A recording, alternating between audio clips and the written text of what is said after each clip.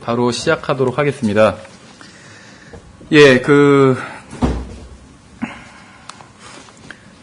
그래서 설교의 그 주제를 위해서 주님께 기도한 다음에 본문을 선정하게 되면 그 본문을 가능하면 많이 읽으세요. 많이. 만일 본문을 정했으면 그것을 읽고 또 반복해서 읽으시라는 것입니다. 계속 반복해서 읽어서 본문이 완전히 익숙해지도록 하시라는 것이요. 수도 없이 읽어서 암기할 정도가 되게 하세요. 그렇게 본문을 충분히 읽으면서 본문에서 발견한 것들을 모두 기록하세요. 성경을 읽을 때, 특히 이제 성경을 연구하시고 가르치시고 하시려면 성경을 읽을 때 항상 종이와 펜을 준비하세요. 아무런 기록 도구 없이 성경을 읽지 마세요.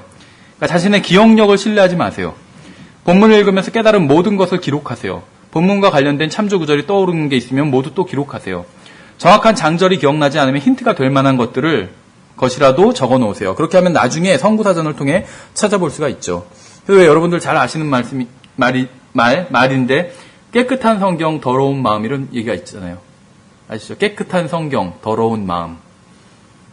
성경이 깨끗하면 마음이 더럽다는 거예요. 반대로 더러운 성경, 깨끗한 마음 이런 말도 되겠죠. 더러운 성경, 더러운 마음이면 문제겠죠. 성경은 많이 아는데 하나도 변화되지 않으면 그렇겠죠. 더러운 성경, 더러운 마음. 어쨌든지 간에 성경이 꼭 깨끗해야 되는 게 아니에요. 그래서 어떤 분은 막 이제 킹제임 성경, 하나님의 말씀이고 최종 권위고 절대무효하고 하나님과 동일한 어떤 권위를 가지고 있고 막 이런 얘기를 하니까는 막 성경 자체를 이렇게 막 신봉하는 분들이 있는데 그건 전혀 의미 없는 일이죠. 성경을 신봉하는 최고의 방법은 그것을 자주 읽고 기록하고 표시하고 암기하고 실천하고 이거지 성경 자체만 막 고이 모셔두는 게 아무 의미도 없다는 것이죠. 그래서 충분히 읽으면서 깨달은 것을 모두 기록해 두었으면 이제 계율을 만드세요. 계요. 그렇죠. 그러니까 미리 흠뻑 그 구절에 취해야 돼요. 빠져야 돼요. 그래서 흠뻑 그렇게 많이 읽고 그러면 이제 거기서 생각나는 것들이 많이 있거든요. 그럼 그걸 이제 다 적죠. 그럼 이제 그것을 다시 구성을 해야 되는 것이죠. 그래서 이제 계율을 만드는 것이요. 그래서 계율을 짜놓고 그것을 포스트잇에 개요니까 이제 몇 가지 되지가면 안 되겠죠. 그럼 한 10줄 많아야 그 정도 되겠죠. 그러니까 지금 우리 주보에 나오는 설교 그 개요처럼 그런 개요를 짜서 지나다니면서 많이 볼 수 있는 곳에 붙여놓으세요. 그래서 지나다니면서 보다 보면 그 개요가 계속 바뀌게 돼요. 더 좋은 개요로. 그래서 개요를 그렇게 붙여놓고, 그러니까 모르겠어요. 설교를 하기 일주일 전 아니면 며칠 전에라도 붙여놓고, 저 같은 경우에 가장 자기가 자주 볼 수 있는 곳. 사람마다 다르겠죠. 잘 아신 것처럼 전 냉장고예요. 가장 자주 가니까 볼 때마다 이게 뭔가 이제 정리가 되는 거예요. 이게 1번, 2번이 바뀌어야 되고 이런 것들이. 그래서 개요를 짜놓고 그 개요를 계속 보고 한다면 더 좋은 생각이 날 수 있다는 것입니다. 그다음에 이제 자신의 말로 개요를 만들어 보세요, 한번. 근데 이제 아니면 성경에 나온 표현 그대로 개요를 만들 수도 있어요. 그렇죠. 성경에 나온 표현 그대로 그걸 따다가 개요를 만들 수도 있어요. 그럼 자신의 말로 만들 수도 있고. 좋은 개요는 이게 좋은 설교로 인도를 합니다. 그러니까 좋은 본문이라니까 이상한데 어떤 본문은 막 쭉쭉쭉쭉 잘 풀리는 본문들이 있어요. 그러니까 좋은 본문은 또 좋은 개요를 낳고 좋은 개요는 이제 좋은 설교로 인도를 해요. 또 좋은 설교라는 것이 이제 좋은 결론까지도 얻을 수 있는. 굉장히 제가 이제 좋아하는 설교 중에 하나가 있는데 제목이 무엇이냐면 원더풀 지저스라는 설교예요. 원더풀 지저스. 예전에 이제 목회 자료 만들어서 판매하고 그럴 때 이제 가장 첫 번째 유명한 설교를 한 달에 한 번씩 소개를 하는 코너를 만들었었는데 거기에 첫 번째로 냈던 설교가 바로 이 원더풀 지저스라는 설교였어요. 빌리 선데이라는 사람이 설교한 건데 우리나라 말로는 그때 놀라우신 분 예수 했는데 우리 성경에 놀라우신 이로 돼 있죠. 그래서 놀라우신 이 예수 이렇게 돼 있는데 이 빌리 선데이가 굉장히 좀 미국에서는 굉장히 유명한 설교자입니다. 이 사람 원래 야구 선수였어요. 메이저 리거였어요. 그러다가 이 사람 활동할 때가 1930년대 40년대 이때예요. 이 사람의 기록이 아직 깨지지 않은 게 있대요. 메이저 리그에는. 그 정도로 굉장히 촉망받는 야구 선수였는데 이 사람 어떻게 해서 구원을 받게 됐어요. 그래서 이 사람 간증을 읽은 적이 있는데 간증 제목이 뭐냐면 빌리 선데이가 홈베이스를 발견하다 그거였어요. 그래서 야구 선수였기 때문에. 그래서 이 사람이 굉장히 왜 유명한 설교냐면 굉장히 설교가 강력했어요. 그래서 미국에서 많은 주들이 그 당시에 이제 금주법이 통과가 됐었는데 그 당시에 왜 그런 배경, 뭐 마피아 영화 같은 것도 있고 그렇잖아요. 금주 관련된. 이 사람을 인해서 많은 주들의 금주법이 통과가 됐었는데 그 정도로 설교가 강력했어요. 그래서 뭐 이 사람 설교 중에 유명한 게 이제 금주에 대한 설교, 술을 끊으라. 그 당시에 이제 술로 인해서 망하는 가정들이 많았어요. 그래서 이제 어떤 가정에 관련된 설교도 하고 그럴 때 이제 또 술에 대한 설교도 많이 했는데 술에 대한 설교를 특히 많이 했어요. 그래서 술에 대한 설교할 때 어떤 거 제목은 그거예요. 뭐 술독에서 빠져나오라 이런 것도 있고 어떤 거는 뭐 액체로 된 악마 이게 제목이에요. 술을 그렇게 불렀어요. 이 사람은 액체로 된 악마라고. 그렇죠. 사람을 지옥으로 보내는 것이니까 술이 그렇죠. 말 그대로 죄를 짓게 하고 또 그러다가 막 죽이기도 하고 죽기도 하고 술로 인해서 그렇죠. 중독이 되게 하고 결국 지옥에 가게 만들잖아요. 액체로 된 악마 이렇게 불러. 그 정도로 술에 대해서 굉장히 강력한 설교를 했어요. 근데 이 사람 굉장히 막 설교 스타일도 막 화끈하고 뭐 어쩔 때 옆에 있는 의자를 때려 부술 정도로 화끈한 설교를 했다고 그러는데 굉장히 화끈해요. 그래서 근데 이 사람 설교 중에 제가 좋아하는 설교가 있는데 그 설교는 그렇게 화끈하지는 않은데 굉장히 설교가 좋아요. 그래서 그 원더풀 지저스라는 설교인데 예수 그리스도의 생애를 주제로 설교한 내용이에요. 그래서 놀라우신 분 예수 하면서 첫 번째는 예수님의 탄생은 놀라우신 분이었습니다. 예수님은 탄생이 놀라우신 분이었으면서 그래서 예수님의 탄생이 놀랍잖아요. 예언된 것이었고 그래서 그걸 쭉 얘기해요. 그 다음에 예수님의 어린 시절도 놀라웠습니다. 그 다음에 예수님의 사역을 시작하신 것도 놀라웠습니다. 예수님의 가르침도 놀라웠습니다. 예수님의 기적도 놀라웠습니다. 이게 설교의 하나의 다 대지예요. 그 쭉 기적이 왜 놀라웠는지 막 설명을 또 해요. 쭉 얘기해요. 예수님의 죽음도 놀라웠습니다. 그래서 그 죽음의 의미를 또 설교를 하죠. 예수님의 부활도 놀라웠습니다. 또 예수님의 승천도 놀라웠습니다. 이런 식으로 가요. 예수님의 재림도 놀라웠습니다. 놀라울 것입니다. 이런 식으로 가요. 맨 마지막에 결론은 이러한 놀라운 예수님을 믿지 않는 사람도 놀라운 사람들인 그러니까 이러한 예수님을 믿지 않는 것도 놀라운 일입니다. 이런 식으로 결론으로 끝나는데 재밌어요. 설교가. 흥미있고. 예, 그래서 참 개요가 좋은 개요예요. 자연스럽게 흘러가요. 예수님을 소개하는 거예요. 탄생부터 시작해서 모든 사역을 다 이제 한두 단락으로 소개를 하면서 나중에는 이제 복음 믿을 것까지 촉구하는 굉장히 유명한 일종의 부흥사였어요. 이 빌리 선데이가. 이 빌리 선데이를 통해서 정말로 많은 사람들이 구원받았어요. 이 사람도 100만 단위 이상이 구원받았어요. 이 사람을 통해서. 예, 그래서 개요를 만들었으면 그 각 항목에 가능한 많은 것들을 붙이세요. 그 개요에. 일단 많은 것들을 붙여놓고 나중에 정리를 해나가시면 돼요. 너무 빈약해서 문제지 많으면 문제가 안 돼요. 많으면 정리를 하면 돼요. 그 중에서 빼면 되고 그렇죠. 어떤 대지의 균형을 이루면서 빼면 되겠죠. 뭐 본론에 1, 2, 3이 있는데 하나만 많고 하면 이상하잖아요. 이제 균형을 이루면서 빼고 넣고를 해가면 되는 거 있죠. 그래서 이제 처음 설교문을 작성하실 때는 가능하면 모든 말을 다 기록을 하세요. 모든 말을. 항상 드리고 싶은 말은 그거예요. 나중에 설교의 경력이 많아지면 그때는 이제 개요만 놓고도 설교할 수가 있어요. 가능하겠죠. 근데 이제 설교의 초보자는 모든 말을 다 기록해 놔야 돼요. 그 다음에 다시 읽어보면서 쓸데없는 말을 빼야 돼요. 계속. 개요만 놓고 처음에 초보자가 설교를 하면 쓸데없는 말을 굉장히 많이 해요. 왜냐하면 다음 할 말들이 머릿속에 탁탁탁탁 생각이 안 나면 공백이 기니까 중간에 어떤 말이라도 하게 되거든요. 그러다 보면 이상한 말이 들어갈 수도 있어요. 근데 이제 토시 하나까지 다 써놓으면 처음에 그러면 이제 어떤 완벽한 설교문이 되겠죠. 물론 그것도 단점은 있어요. 근데 어쨌든지 간에 처음에 설교의 초보자에게 하는 말이에요. 설교의 초보자. 설교의 초보자는 설교문을 다 써놓는 게 좋아요. 그 다음에 다시 읽어보면서 쓸데없는 말을 정리해 나가라는 것이죠. 그렇게 안 하면은 설교할 때 아니면 이런 말을 굉장히 많이 하게 돼요. 제 거 들어봐도 그런 말 좀 나오더라고요. 어떤 것들이. 예, 그래서 그런 걸 연발하지 않기 위해서 다 말을 웬만하면 써놓고 그 다음에 정리를 하는 것입니다. 설교문을 작성할 때 가장 중요한 것은 항상 자신의 기억력을 절대로 신뢰하지 말라는 것이요. 그렇죠. 그래서 설교문을 읽기 좋게 쓰고 요즘은 이제 컴퓨터로 다 정리할 수가 있으니까 그 프린트해서 읽기 좋게 프린트하라는 것입니다. 예, 평소에는 쉽게 읽을 수 있는 것도 막상 이 단위에 올라오면 잘 안 되는 경우들이 참 많아요. 그래서 설교문을 완벽하게 정말 읽기 좋게 쭉 읽으면 되게, 물론 쭉 읽으면 안 되겠죠. 설교할 때. 우리가 그런 얘기도 할 것인데 쭉 읽으면 되게끔 그 정도로 정리를 일단은 해놓으라는 것이요. 실수하지 않기 위해서. 그렇죠. 예, 그 다음에 이제 유머와 예화에 대해서 약간 얘기를 하면 유머는 항상 보조적인 수단으로 사용을 해야 됩니다. 그래서 어떤 분은 그러더라고요. 자기는 설교단 위에 올라가면 한 번은 꼭 자기는, 한 번은 꼭 웃겨야 된다는 그런 강박관념이 있다고 그렇게 얘기를 하는데 뭐 좋을 수도 있겠죠. 처음에 이제 설교를 시작할 때 사람들 관심을 불러일으킬 수 있으니까. 근데 이제 어디까지나 유머는 보조적인 수단이라는 것이죠. 그게 주가 되면 안 돼요. 설교의 내용은 다 잊어버리고 유머만 기억할 수도 있거든요. 여러분의 청중은 여러분의 설교를 기억하길 원하지 농담만을 기억하지는 않을 것이죠. 설교자는. 그래서 보조적인 수단으로 항상 사용하라는 것입니다. 근데 이제 농담과 관련해서 제가 생각할 때 굉장히 중요한 게 무엇이냐면 설교자는 자기 자신에 대해서 농담할 수가 있어야 돼요. 어떤 분들은 자기는 막 너무 거룩한 사람이에요. 그런 분들도 있는데 그렇게 하지는 말라는 것이죠. 어떤 분은 이제 농담을 일체 안 하는 분도 있어요. 그래서 심지어는 어떤 분은 뭐 굉장히 건전하신 분인데 설교를 하잖아요. 근데 이제 의도치 않게 어떤 얘기를 했는데 웃을 때가 있잖아요. 청중들이 지적을 하더라고. 왜 웃냐고. 하나님 말씀이 웃겨요? 정색을 하면서 막 책망을 하더라고요. 왜 웃냐고. 하나님 말씀이 웃겨요? 그러면서 무한하게 그 웃은 사람이. 근데 그렇지 말라는 것이요.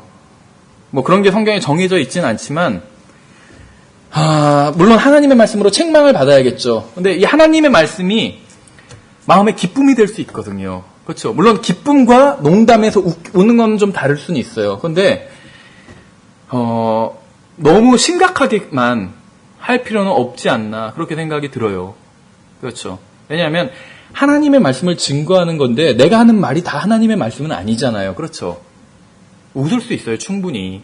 그 사람이 인간이에요. 청중은 인간이에요. 좀 거룩한 천사들만 앉아있는 게 아니에요. 인간이기 때문에 지루할 수가 있어요. 따분하고 막 좀이 쑤시고 그렇죠. 어른이라 할지라도 어린 아이들은 말할 것도 없고 어른이라 할지라도 그럴 때 한번 웃을 수 있는 그런 얘기를 해줄 수도 있어요. 그렇죠. 관심을 집중시키기 위해서. 너무 제가 알기에 근데 그분은 한 2시간 설교하세요. 그러면서 진지하게 그렇게 얘기를 하면서 들어보면 굉장히 책은 좀 좋은 책이에요. 그분이 쓴 책 중에 책은 좋은 내용이 많아요. 책을 사보고 나서 와 이분 설교도 들어보고 싶다고 설교를 들으면 실망한다고 하더라고요. 너무 지루해서 진지하게 계속 얘기하니까 2시간 동안 생각해보세요. 그래서 유머를 사용하는 게 좋은데 가능하면 다른 사람 갖고 희화화시키지 말고 뭐 저도 그럴 때가 있는데 자기 자신에 대해서 농담하는 것 설교자가. 왜냐면 자기가 뭐 신성 불가침의 영역이 아니에요. 설교자는. 성도들이 충분히 설교자도 나와 같은 사람이다 라고 생각할 수 있도록. 설교자도 그 실제가 그렇잖아요. 그렇죠. 아무리 설교를 잘해도 똑같은 인간이에요. 똑같은 죄를 짓고. 충분히 자기 자신에 대해서 농담할 수 있어야 되고 설교자를 놓고 농담하는 걸 성도들이 다 웃을 수 있어야 돼요. 함께. 그렇죠. 하나님에 대해서 농담하면 안 되겠지만 설교자에 대해서 충분히 농담할 수 있어야 돼요. 자기만 뭐 거룩한 사람이고 이렇게 해서는 안 된다는 거죠. 그래서 유머는 관심을 집중시키고 설교자에게 집중시키고 어색한 분위기를 깨거나 분위기를 좋게 만드는 데 사용할 수가 있습니다. 하지만 청중을 웃기는 데만 모든 힘을 써도 안 되는 것이죠. 설교자는 설교자지 하나님 말씀 선포하는 사람이지 개그맨이 아니니까. 그래서 가능하면 성경의 모든 부분에 나온 이야기를 예화로 사용하는 것이 좋아요. 예화는 진리를 증거하는 하나의 도구죠. 그래서 성경에 나온 진리를 증거하기 위해서 사용할 수 있는 가장 좋은 예화는 성경에 나온 이야기와 비유들입니다. 그래서 영적인 것은 영적인 것으로 비교할 수가 있는 것이죠. 그래서 성경에 나온 것을 성경에 나온 다른 것, 예화나 이야기, 비유로 비교하면 청중은 더욱 많이 유익을 얻을 수 있다는 것이죠. 그래서 설교의 전달 방법 3가를 계속해서 함께 살펴보도록 하겠습니다. 앞서 말씀드린 것처럼 설교의 주제는 항상 예수 그리스도가 돼야 돼요. 왜 이런 얘기를 드리냐 하면 우리나라는 어떤 신앙의 역사가 좀 짧잖아요. 근데 이제 미국 같은 경우에 신앙의 역사가 기독교 역사가 길다 보니까 훌륭한 그리스도인들, 훌륭한 목사님들이 굉장히 많아요. 지금 이제 주님께로 가신 그 제카일스라는 목사님이 있는데 그 근본주의 계통에서는 굉장히 훌륭한 목사님이고 또 많은 분들에게 영향을 줬고 이분 제자들도 굉장히 많아요. 근데 이제 이분 제자들이 하는 설교 중에 제카일스 얘기를 너무나도 많이 해요. 어떤 설교에서는 막 40분짜리 설교인데 30분 동안 제카일스 얘기만 해요. 왜냐하면 일화도 많거든요. 그 감동적인 이야기도 많아요. 그래서 제카일스 얘기만 너무 하는 경우도 있다는 것이죠. 근데 이제 제카일스 목사님이 아무리 훌륭하다 할지라도 제카일스가 목사님이 설교의 주인공이 될 수는 없어요. 설교의 주인공 항상 예수 그리스도가 되어야 된다는 것이죠. 그 다음에 이제 어떤 분들은 반대할지도 모르겠지만 설교도 연습할 필요가 있습니다. 설교를 연습을 해보시라는 것이요. 설교를. 그러니까 지금 이제 우리가 목회를 준비하는 입장에서 하는 이야기예요. 설교를 연습할 필요가 있다는 것이요.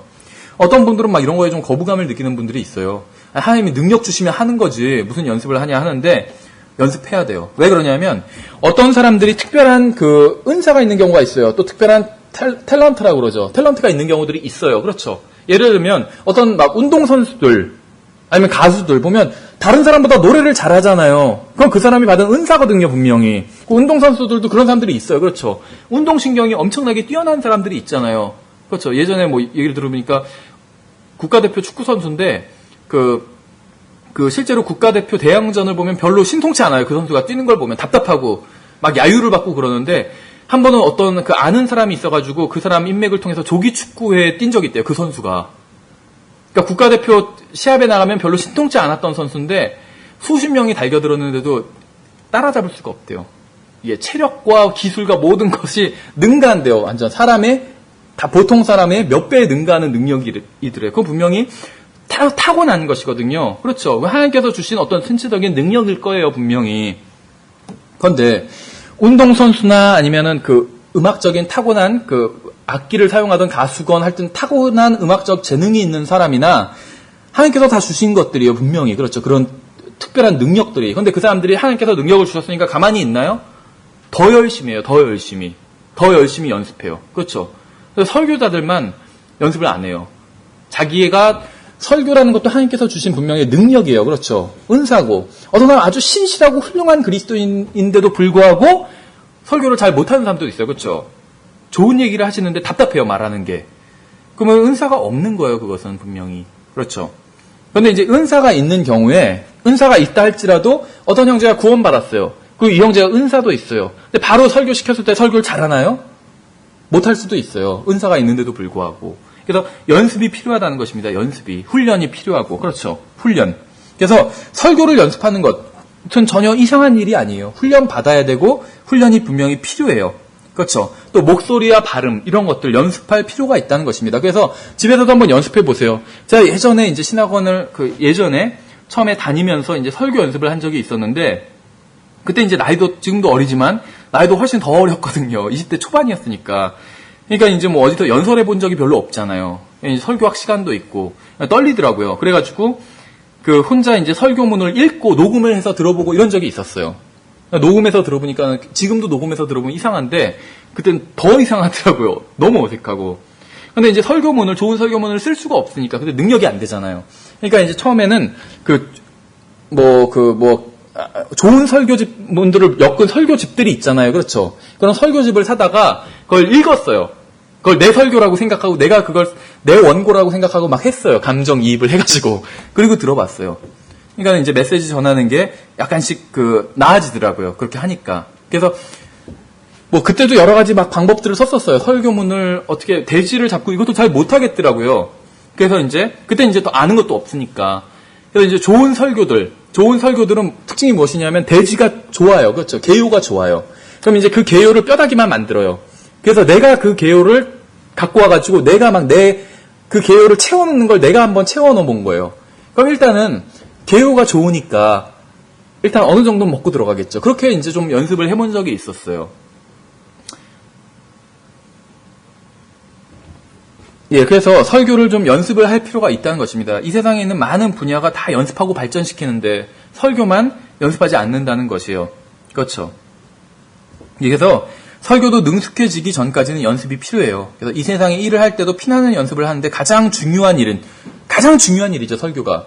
하나님의 말씀을 대변하는 일이에요. 그럼 가장 중요한 일인데 그걸 위해서 연습을 하지 않는다는 것은 굉장히 이상한 일이라는 것이죠. 그래서 우리는 예수 그리스도를 위해서 최선을 다해야 됩니다.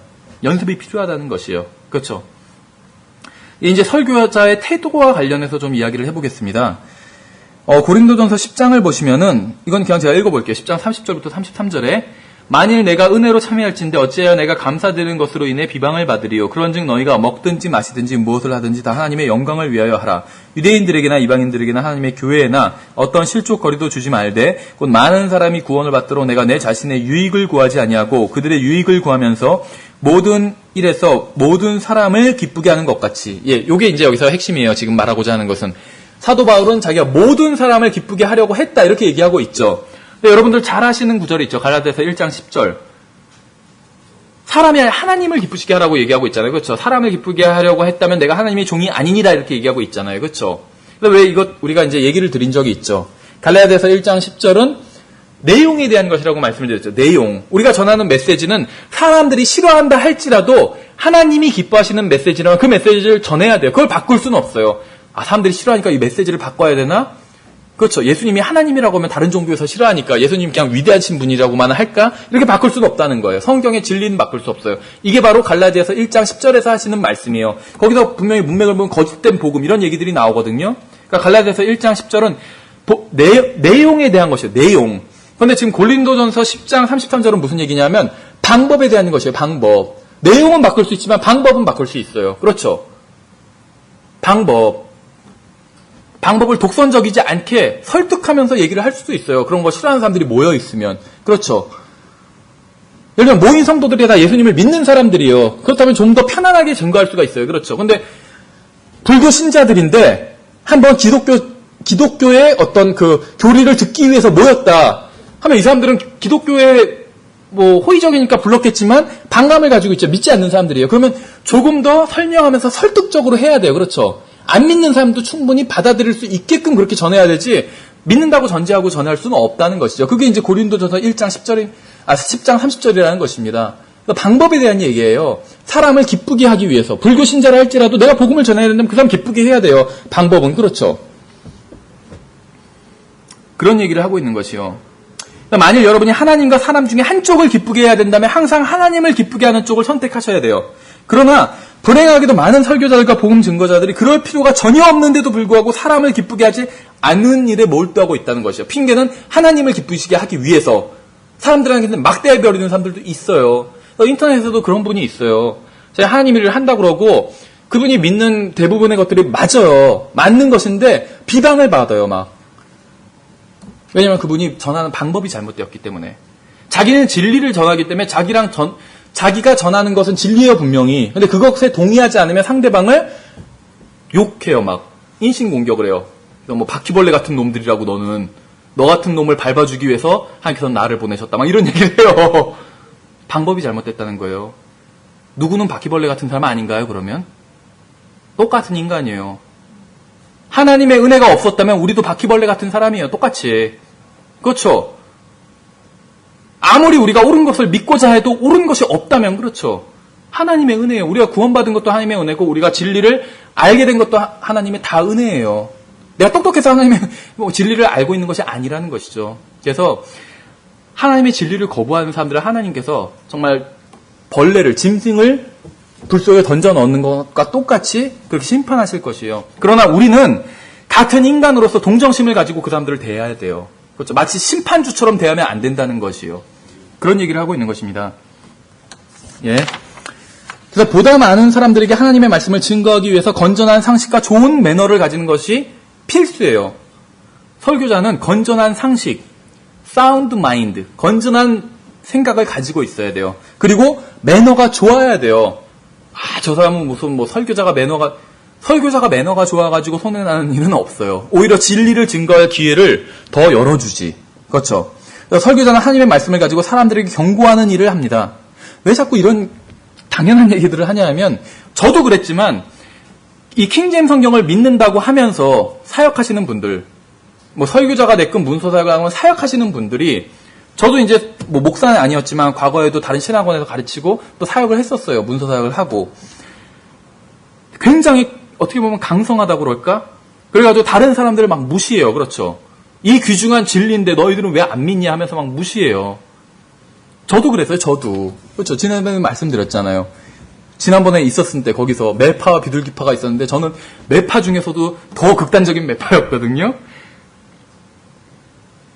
잘못된 것이었죠. 잘못된 것. 마치 자기가 무슨 진짜 심판하시는 예수님, 하나님이나 되는 것처럼 잘못된 것이에요. 그런 사람들이 너무 많기 때문에 지금도 그렇게 목회를 해요. 어떻게 되는지 아세요? 사람들이 떠나가요. 지금은 인터넷 통해서 다른 교회 설교도 충분히 들어볼 수 있는 시대예요. 그렇죠? 그래서 그 지방에 있는 교회나 어떤 교회에서도 그 목사님 설교만 듣지 않더라고요. 그 목사님 물론 교회 다니면서 설교를 듣지만 다른 인터넷 통해서 다른 설교들도 많이 들어봐요. 우리 목사님이 이상한 거 가르치면 나중엔 떠나요. 계속 그거 듣고 있지 않아요. 태도도 포함해서 내용만이 아니라 내용이 오라도 태도가 이상하면 떠나요. 그렇죠? 다른 교회 있는데 못하러 그렇게 생각하면서 떠나는 건 개인의 자유예요. 또 그거 비난할 수 없어요. 개인의 자유지, 그쵸? 우리 교회만 주님의 목장인 건 아니잖아요. 우리 교회도 목장이지만 다른 교회도 목장이에요.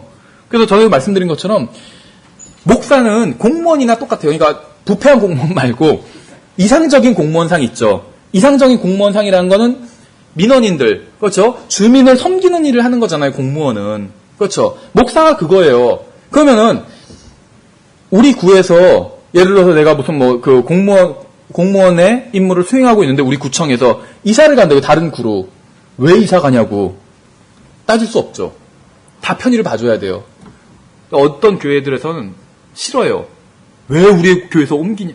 물론 상대 교회가 잘못된 교회거나 그러면은 잘못된 것이죠. 근데 다른 교회도 다 흠장 킹제임 성경을 믿고 바른 진리 위에 쓴 교회인데 단지 우리 교회에서 떠난다는 이유만으로 떠날 수 있어요. 충분히. 관대해야 된다는 것이죠. 왜냐면 우린 공무원, 목사는 공무원이에요. 그렇죠. 섬기는 일을 하는 거예요. 그렇죠. 왜 우리 구에서 떠나냐고 항의할 수 없어요. 그렇죠. 우리는 주님의 큰 부대예요. 그렇죠. 우리 부대에서 하는데 위에서 더, 그렇죠. 연대장이 바꿀 수 있어요. 그렇죠. 한 부대에서 전출시키면 그만이에요. 근데 왜 전출시키냐고 갑자기 소대장이 나와서 연대장한테 따져요? 그럴 수 없다는 것이죠. 전출시키면 전출시키는 것이죠. 나는 그럼 우리 부대를 이끌면 되는 것이지, 인도하면 되는 거지, 왜 그걸 따지냐는 것이죠. 그래서 거침이 되는 사람들이 많다는 것이죠. 그래서 가능한 한 사람들에게 거침이 되지 않도록 진리를 증거해야 됩니다. 주님께서 설교자를 통해서 하시는 일도 사람들에게 거침이 되게 하시기 위해서가 아니라 진리를 전하기 위해서라는 것이죠. 성경도 가능하면 모든 사람과 화평하게 지내라고 말씀하고 있어요. 분명히. 가능하지 않으면 어쩔 수 없죠. 총을 들이대면서 과거에 그런 거잖아. 예수 그리스도를 부인해. 근데 그 사람이랑 화평할 수가 없어요. 그래서 가능하면이라고 말씀하고 있어요. 가능하면. 그래서 바른 길을 걷고 있는 한 가능하면 모든 사람과 화평하게 지내는 것은 잘못된 일이 아니에요. 가능하면 사람들에게 거침이 되지 않도록 메시지를 전해야 됩니다. 그래서 음성이나 눈맞춤이나 몸짓에 대한 이야기를 이제 하기 전에 태도에 대해서 이야기를 좀 더 하면, 여러분과 저는 모두 은혜 가운데 있어요. 그렇죠? 저는 하나님의 은혜로 구원받았고 하늘나라에 가고 있고 결코 구원을 잃어버리지 않을 것입니다. 제가 무슨 말을 하든 무엇을 하든 상관없어요. 이러한 사실은 변하지 않아요. 제가 죽어서 하늘나라에 간다는 사실은 변하지 않아요. 그렇죠? 무슨 짓을 한다 할지라도. 그러나 이러한 생각이 동기가 된다면 매우 이기적인 것이에요. 그렇죠? 성경적 기독교는 자신을 부인하는 것이 기초를 이루고 있습니다. 자신을 부인하고 다른 사람을 위하는 것, 하나님과 다른 사람을 위하는 것이 성경적 기독교의 핵심이에요. 그렇죠? 가장 큰 계명이 그거라고 그랬잖아요. 하나님을 사랑하고 이웃을 내 몸과 같이 사랑하라. 똑같은 거예요. 우리한테도. 하나님을 섬기고 다른 사람을 섬기는 것. 그렇죠? 이거 성경적 기독교의 핵심이란 것이에요. 이것이. 고린도후서 6장 1절에서는 그런즉 우리가 그분과 함께 일하는 일꾼으로서 너희에게도 간청하노니 너희는 하나님의 은혜를 헛되이 받지 말라. 제가 방금 한 얘기를 하고 있는 거예요. 우리에게 은혜를 주셨고 무슨 짓을 해도 이 은혜로 말미암아 우리가 하늘나라에 가요. 그렇지만 헛되이 받지 말라는 거예요. 우리가 우리만을 위해서 한다면 헛되이 받는 것이죠. 3절에서는 이 사역이 비난을 받지 않게 하려고 우리가 어떤 일에서도 실족거리를 주지 아니하며 이렇게 말씀하고 있어요. 아까 말씀드린 그 목사님, 인터넷 통해서 사역하시는 목사님은 이게 안 되는 거예요. 이게. 이 사역이 비난을 받지 않게 하려고 우리가 어떤 일에서도 실족거리를 주지 아니한다고 말하고 있어요. 사도 바울은. 실족거리를 주고 있어요. 다른 사람들에게. 그렇죠. 구원뿐만 아니라 그분이 전하는 게 킹제임 성경도 전하고 어떤 세대적 진리 이런 진리들을 전해요. 올바른 교리. 그분이 전하는 거 대부분이 올바른 교리예요. 근데 문제는 무엇이냐면 실족거리를 주는 거예요. 세대적 진리를 전천연주를 받아들이지 않는다고 해서 상대방을 막 모욕을 줘요. 상대방에게. 근데 우리나라에선 전천연주의 받아들이지 않는 사람들 많이 있어요. 왜냐면 올바로 배워본 적이 없기 때문에. 그럼 그 사람한테 가르쳐야지 올바로. 모욕을 주면 그 사람이 듣고자 하겠어요? 떠나가지? 그렇게 하면 잘못된 거란 것이죠. 결국 실족거리를 준 것이란 것이죠. 근데 킹제임 성경 사역하시는 분들 중에 많은 분들이 이렇게 해요. 많은 분들이 실족거리를 주고 있어요. 그렇게 하지 말라는 것이에요. 이 세상은 우리의 태도를 봅니다. 이 세상에 구원받지 않은 사람들이 사역자들의 태도를 봐요. 또 육신적인 그리스도인들도 사역자들의 태도를 봅니다. 태도를 보지 않고 그냥 전하는 메시지만 보면 좋은데, 그렇죠? 우리가 전하는 거 다 전하는 메시지는 바른 메시지예요. 근데 문제는 뭐냐면 메시지는 잘 듣지 않고 태도를 봐요. 자꾸 태도를. 구원받지 않은 사람들도 그렇고 육신적인 그리스도인들도 그렇고 다 태도를 봐요. 영적인 그리스도인은 우리의 태도가 좀 부족해서 이해를 해줘요. 그렇죠? 성장을 했기 때문에. 근데 육신적인 그리스도인 성장하지 않은 그리스도인들이잖아요. 이해를 못 해줘요.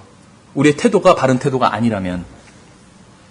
세상 사람들은 특별한 기대를 가지고 목사와 설교자를 바라봐요. 만일 여러분이 그 기대에 부응하지 못하면 여러분은 그들의 감정을 상하게 할 뿐만 아니라 여러분이 하는 사역까지도 비난받게 한다는 것이요. 사도 바울이 지금 고린도후서 6장에서 말씀하고 있는 것이. 그러므로 설교의 전달에 있어서 가장 중요한 것은 설교자의 태도입니다. 강단에서의 태도뿐만이 아니라 강단 밑에서의 태도도 포함해서 말씀하고 있는 것이요. 그래서 더 높은 도덕 수준이 있어야 되고 또 대인배여야 돼요. 대인배. 어떤 분들 목회하시면서 성도들이 문제 일으키는 성도들이 있어요. 그렇죠? 자기들끼리 문제 일으키는 것이 아니라 목회자한테 시비 걸고 이런 사람들도 있어요. 그래서 왜 조나 라이스라는 목사님이 쓴 책 중에 서책자인데 성도들에 대해서 다룬 책인데 이제 목사들에게 참고용으로 주는 책들인데 제목이 뭐냐면 Church Members Who Make God Sick이에요.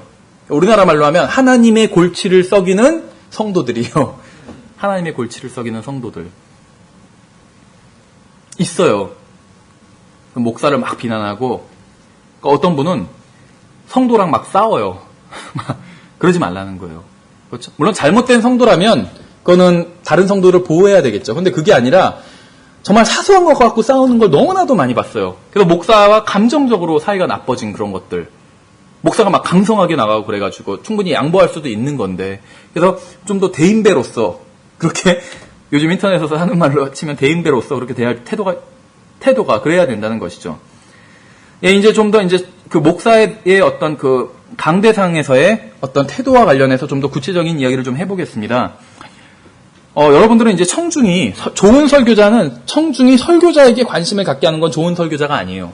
청중이 설교에 집중하게 하고 이 설교에서 증거하고 있는 예수 그리스도께 관심을 갖게 하는 것이 좋은 설교자입니다.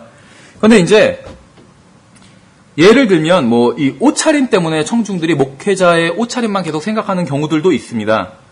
그래서 여러분의 옷, 신발, 넥타이, 어떤 머리 모양 같은 것들은 청중의 기대에 부응할 필요가 있어요. 이것이 무슨 말이냐면 아주 막 잘 입고 와야 된다 이런 말을 하는 것이 아니에요. 교회에 설교를 들으러 오거나 성경 공부를 하러 오는 사람들은 목사나 설교자가 어떨 것이라는 기대를 합니다. 뭐 대단한 것은 아니에요. 설교자가 정장을 입고 구두를 신고 타이를 메고 있으면 자연스럽게 생각해요. 그냥 그렇죠. 이상하게 생각하지는 않는다는 것이요. 하얀 양복에 무슨 빼구두만 아닌 이상은 보통이면 그냥 자연스럽게 생각해요. 그러나 조금이라도 이상한 복장을 하고 있으면 의아하게 생각해요. 우리나라 이단 중에 뭐 이초석 목사라고 있잖아요. 이분 하얀 구두 신고 하얀 양복 입고 항상 하얀 그랜저에서 딱 내리시더라고요.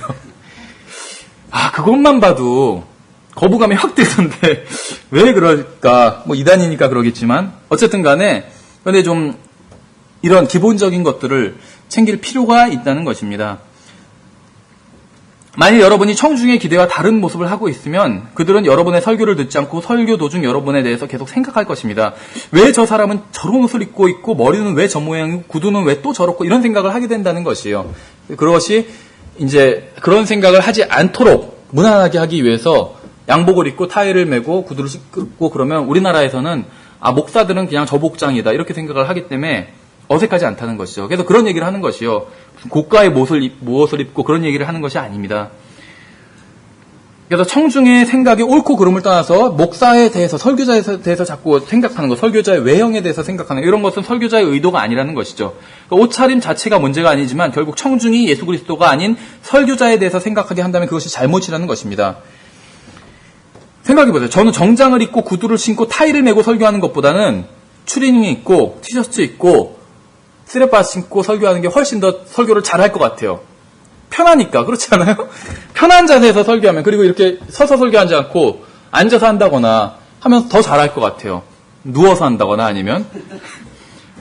그런데 그렇게 한다면 청중이 이상하게 생각하겠죠. 왜 저렇게 할까?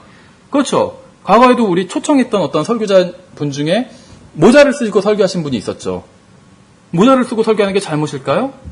잘못이 아니에요. 그런 것은. 그런 거 성경에 없어요. 근데 그게 문제는 아니에요. 그걸 잘못됐다 이렇게 얘기할 수는 없는데 나중에 설교가 끝나고 많은 분들이 왜 모자를 계속 쓰고 계셨을까? 그러니까 보통 이 실내에서는 여자들이 모자를 쓰고 있으면 뭐라고 하는데 남자들이 모자를 쓰고 있으면 약간 이상하게 생각해요. 더구나 양복을 다 입고 있는 설교자가 모자를 쓰고 있으면 좀 이상하게 생각해요. 사람들이. 근데 다 그런 생각을 했더라고요. 그래서 그 생각만 하고 있었던 분도 있어요. 왜 모자를 썼을까? 아마도 머리가 이유가 있었더라고요. 이유가 있어요. 그게 뭐 잘못했다 이런 얘기를 하는 건 아닌데 쓸데없는데 관심을 갖게 한다는 거예요. 설교 청중이 설교자가 아닌 설교자의 외모가 아닌 설교에 예수 그리스도에 관심을 가졌는데 자꾸 왜 모자를 쓰셨을까? 왜 저렇게 입으셨을까? 이렇게 생각할 수 있다는 것이죠. 그렇죠. 그래서 그런 것을 좀 사전에 방지할 필요가 있지 않나. 설교단에 서려면 반드시 정장을 입어야 된다 이런 얘기가 아닙니다. 어떤 교회는 그런 교회도 있어요. 심지어는 교회에 오는 남자들은 무조건 정장을 입고 타이를 매야 된다 이렇게 가르치는 교회가 있어요. 그렇게 안 하면 막 뭐라 그래요. 그런데 그런 얘기를 하는 것이 아니에요. 정장을 입었다고 해서 하나님께서 설교에 특별한 능력을 주신다든지 축복을 주시는 것이 아니죠. 정장을 입는 이유는 대부분의 설교자들이 정장을 입고 설교를 하고 따라서 아무도 이상하게 생각하지 않기 때문에 설교에 집중을 할 수 있기 때문에 정장을 입는 것이요. 이 정장의 목적이 뭔지 아세요? 정장의 목적이? 정장의 목적. 정장을 입죠. 목적이 무엇인지 아세요? 정중함이에요. 정중함. 이 정장은 기능성 옷이 아니에요. 절대로. 정장은. 기능성 옷이. 그렇죠. 정장을 입으면 활동이 더 편할까요? 불편할까요? 불편해요. 활동이 편한 옷은 뭐냐면 추리닝이에요. 추리닝. 그렇죠. 티셔츠. 이게 활동이 편해요. 정장은 불편한 옷이에요. 근데 왜 불편한 옷을 입냐면 불편함에도 불구하고 일종의 예복이에요. 정장은. 그래서 상대방을 존중한다. 그렇죠. 그래서 결혼식 갈 때 보통 이제 성인들의 경우에 다 정장 입고 양복 입고 넥타이 메고 가잖아요. 그렇죠. 왜냐하면 남의 좋은 행사니까 내가 이것을 축하해주고 예의를 갖추고 가는 거예요. 그렇죠. 신랑도 마찬가지예요. 신랑이 입은 정장이 가장 격식 있는 정장이거든요.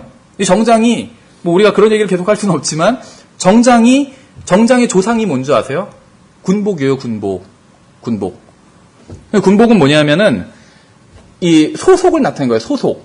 그렇죠. 우리는 함부로 막 하는 사람들이 아니라 소속이 있어서 우린 임무가 있는 사람들이다. 그런 거예요. 넥타이도 이건 땡땡인데 도트라고 하는데 스트라이프가 있잖아요. 이렇게 줄 간 거. 그걸 왜 매는지 아세요? 연대 표시예요. 영국 군복에 줄이 가 있으면 그게 연대 표시예요. 예전에 뭐 레이건이 이렇게 영국 여왕을 방문했을 때 줄이 가 있는 넥타이를 메고 있었대요. 그러니까 그 여왕이 농담으로 당신은 우리 부대에서 어디 소속이라고. 그거랑 똑같은 거예요. 넥타이가. 그렇게 농담을 했대는데 연대 표시거든요.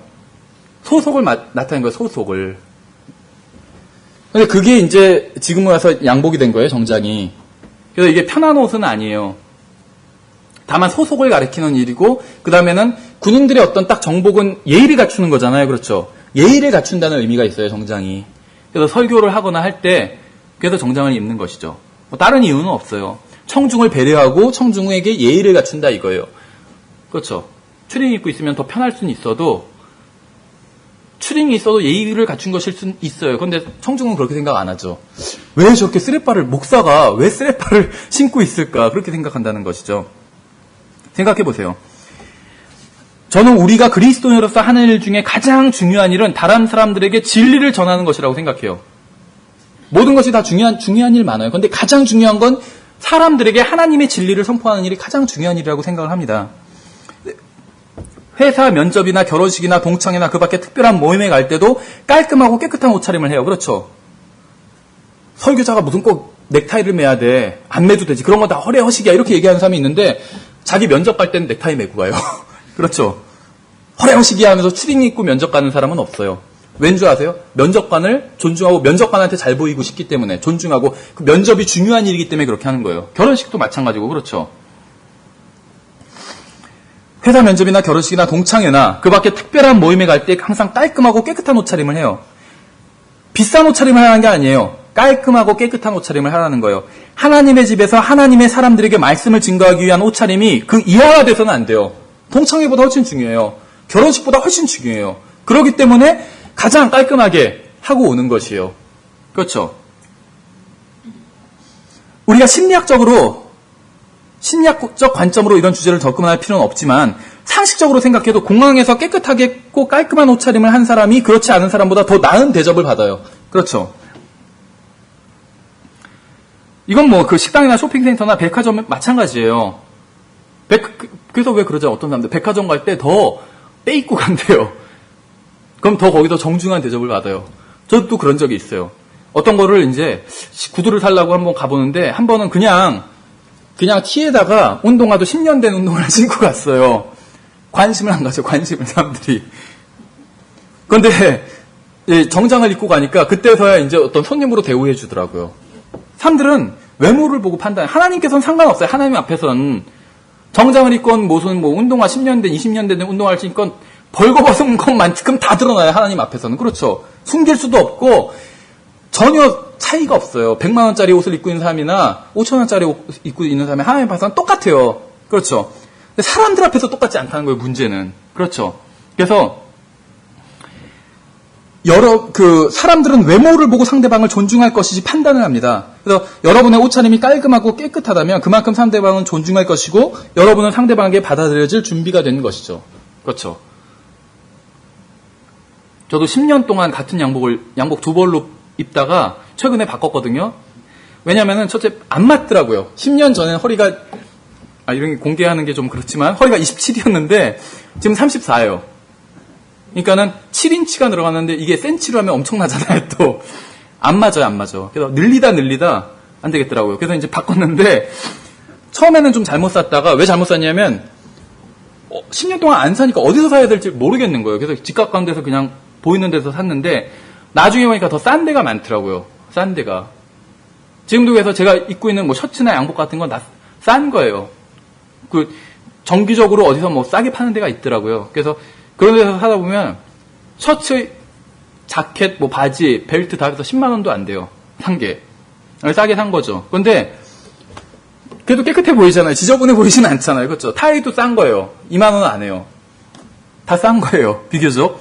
그런데 깔끔해 보이잖아요. 그러니까 그거면 된 거거든요. 그렇죠? 몇백만 원짜리를 할 필요는 없어요. 그 돈으로 딴 거를 하지.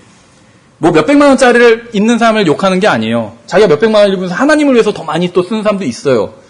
그렇죠? 뭐 자기 또 일에 따라서. 뭐 그러면은 그건 하나님께서 판단하실 일이에요. 누가 뭐 몇백만 원짜리 뭐를 했다더라 해가지고 그걸 판단할 건 아니에요. 그건 판단하실 분은 하나님이시고 그 장소는 그리스도의 심판석이겠죠. 자기만 판단하는데 자기만. 그렇죠? 자기가 하나님을 위해서는 돈을 하나도 안 쓰면서 자기 자신을 위해서만 쓴다면 아무리 적은 돈을 써도 그 문제가 되는 거겠죠. 개인적으로 다 다르다는 거예요. 그래서 제가 말하고자 하는 것은 깔끔하게 보이면 된다는 것입니다. 왜냐하면 더워요. 넥타이 메고 하면 솔직히 여름에. 그래서 저도 여름에 더우면 어떻게 하는 거냐면 순서가 어떤 사람 자켓을 먼저 벗는데 사실은 넥타이를 안 하는 게 순서예요. 그 다음에 이제 더 더우면 자켓을 안 입는 것이고 일반적으로 남성복 입는 순서가. 그런데 설교단에 올라올 땐 더워도 해요. 전 넥타이를. 그렇죠. 근데 넥타이 뭐 기능이 있나요 이게? 셔츠도 이게 속옷이거든요. 원래는 가려주는 거예요. 뭐 허리띠는 허리 졸라매고 다 기능이 있어요. 그렇죠? 바지 안 입으면 이상하잖아요. 넥타이는 기능이 있을까요? 기능이 없어요. 넥타이가. 근데 아까 말씀드린 것처럼 어떤 연대 표시거든요. 소속감 내보이는 표시고 그 다음에는 단추를 가려주거든요. 자기를 가려주고 목을 졸라매잖아요. 각오를 하는 거예요. 아침에 넥타이를 하면서 딱 오늘 하루도 열심히 살아야지. 일종의. 근데 사실은 예의를 차리는 거예요. 넥타이가. 그렇죠. 예의를 차리는 거예요. 그래서 예의를 차리기 위해서 하는 거거든요. 그 이상의 의미는 없어요. 사실. 뭐 어떤 대단한 어떤 영적 의미가 있거나 어떤 분은 뭐 이게 이제 무슨 오벨리스크를 상징한다 해가지고 오벨리스크가 또 사탄적인 거잖아요. 굉장히. 그래서 넥타이를 매면 안 된다 이런 분도 있어요. 바벨론 막 신비 종교 연구하시는 분들 중에. 근데 그렇게까지 할 필요는 없다는 거예요. 그런 식으로 하면 월화수목금 이런 요일도 못 써요. 그렇죠. 다 사탄 숭배와 연관이 있지. 그렇죠. 월은 달의 신 섬기는 날이잖아요. 일요일은 태양신 섬기는 날이고. 그런 거 너무 상관할 필요는 없다는 것이죠. 우리가 그런 마음이 없으니까. 이제 세상적으로도 그게 다 통용되고. 어쨌든 간에, 그래서 성도들을 존중하기 위해서 양복을 입는 것이란 것이죠. 그 이상 의미는 없습니다. 그래서 깨끗한 옷을 입고 그렇게 되는 것이요. 깔끔한 옷을 입었다고 해서 좋은 사람이 되거나 그렇지 않다고 해서 나쁜 사람이 되는 것은 아니죠. 오히려 사기꾼들이 더 옷은 깔끔하게 입어요. 그래서 제가 말하고자 하는 것은 여러분의 태도와 상대방을 존중함에 대한 것입니다. 성도를 사랑하고 존중하는 마음. 그 다음에 근데 우리 성도만이 아니에요. 교회에서만 목사입니까? 목사면 그렇죠. 밖에 나가면 목사 아니에요? 어떤 분 농담으로 목사 노릇하기 참 힘들다고 그러는데 교회에서 하도 거룩한 것처럼 보여야 되니까 자기가 목사인 것을 모르는 지역에 가면 편하대요.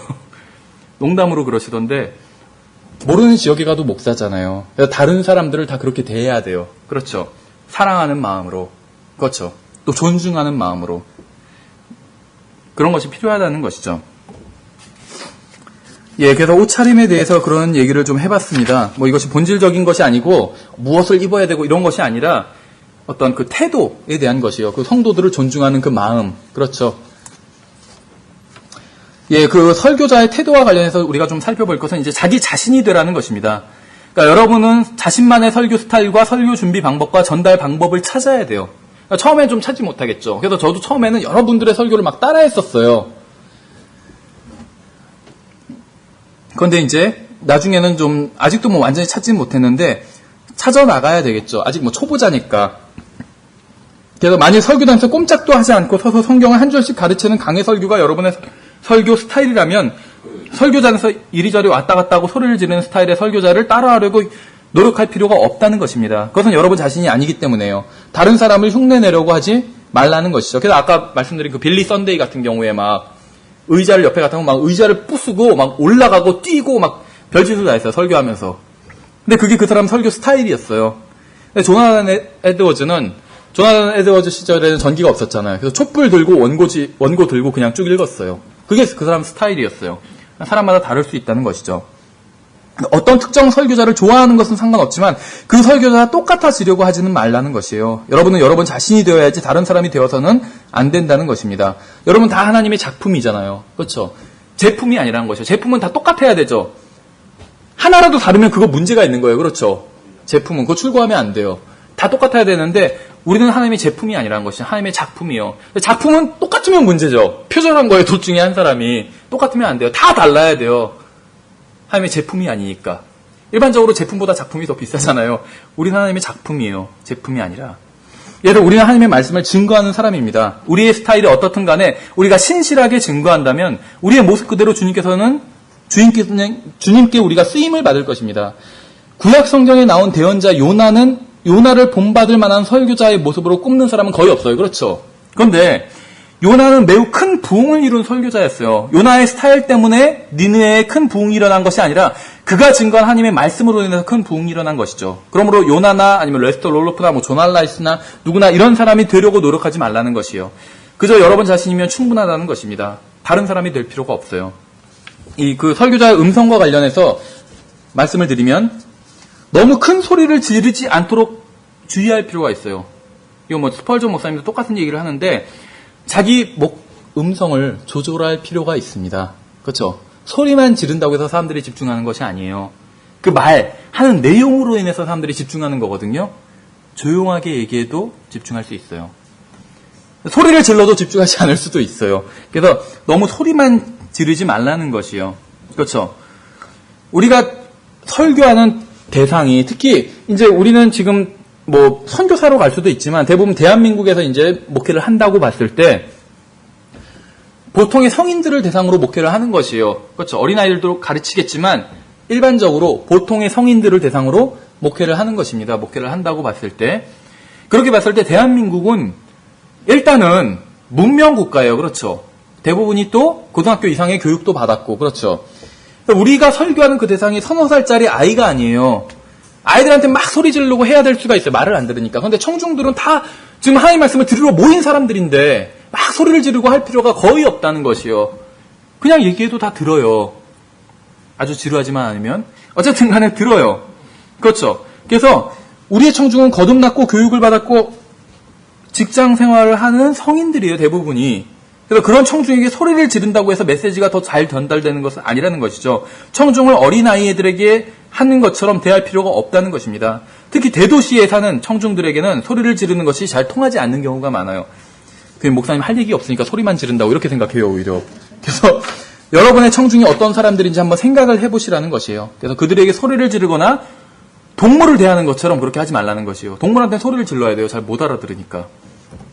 그래서 저는 단지 소리를 크게 내지 말라는 이야기를 하는 것이 아니에요. 청중에게 소리를 질러대지 말라는 것입니다. 재밌는 구절이 있어요. 마태복음 10장 7절을 보시면 이 구절에서 표현이 있는데 너희는 가서 선포하여 이르되 하늘의 왕국이 가까이 왔느니라 하라 이렇게 말씀하고 있어요. 왜 이 구절을 인용했냐면 여기서 이제 영어로 보면 우리나라 말에서는 너희는 가면서 선포하여 이르되 이렇게 했어요. 그래서 선포하고가 영어로는 preach예요. And as ye go, preach saying, the kingdom of heaven is at hand. 이렇게 말씀하고 있는데 선포하여가 preach예요. 그래서 설교하여 이르되 saying이에요. 그러니까 뭐냐면 설교하는 그 방법을 말씀하고 있는 거예요. 설교를 하는데 어떻게 하냐면 saying이에요. 말하는 거예요. 설교한다고 해서 막 소리 지르는 것이 아니라 말하는 거예요. 말하는 거. 물론 거리 설교는 예외지만 그렇죠. 거리 설교는 왜 예외일까요? 거리 설교는 내 설교를 듣기 위해서 모인 청중들이 아니잖아요. 그렇죠. 소리를 질러야 돼요. 그렇죠. 근데 지금 여기서는 거리 설교가 아니잖아요. 내 설교를 들으러 모인 청중들이에요. 그럼 못하러 소리 지를 필요가 없다는 것이죠. 성경에서 말씀하신 것처럼 preach saying이에요. 설교를 하되 말하는 것이죠. 말하면 돼요. 말로. 소리 지를 필요가 없다는 것이죠. 근데 거리에서는 샤우트 해야 돼요. 소리를 질러야 돼요. 아니면 아무도 안 들으니까. 그렇죠?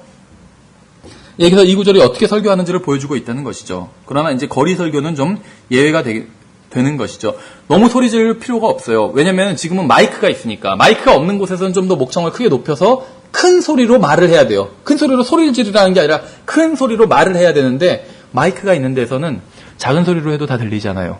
그래서 소리를 지를 필요가 없다는 것이죠. 그래서 이런 얘기를 하고 있어요. 마이크가 할 일은 마이크가 하도록 하고 설교자는 설교를 하면 된다고. 마이크가 할 일까지 하지 말라는 것이죠.